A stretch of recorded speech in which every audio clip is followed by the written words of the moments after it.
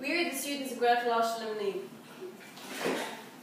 This year, as part of our Transition Year programme, we are producing and performing our own original drama production. Guns N' Roses is a story set in the Wild West in a town called Richville.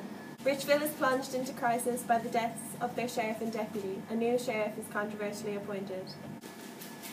Will the town accept a new sheriff? Why is the governor so interested in this little town? What secrets lie deep beneath Richville? Can romance ever blossom in this western outpost? Can the town and the Indians ever come together and overcome this common enemy? In order to have our dreams realised, we need funding for our story. We need guns. We need costumes. This just won't do. We need a set. Yeah. We need one more thing.